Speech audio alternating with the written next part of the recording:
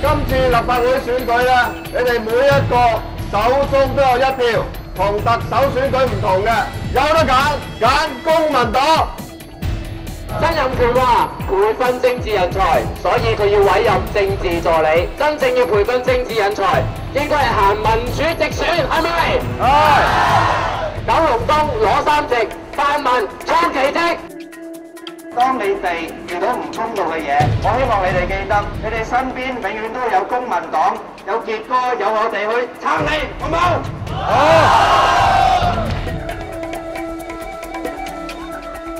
公道是為乜嘢？民心。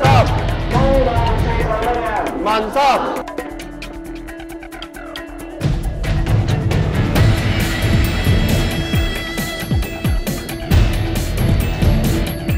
你哋嘅參與係最重要嘅。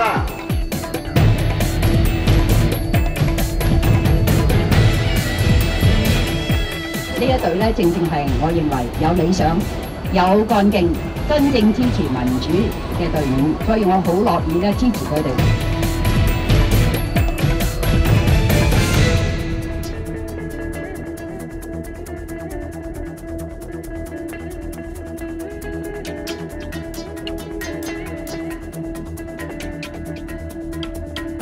9月7號，你可以做老闆，因為你有得揀，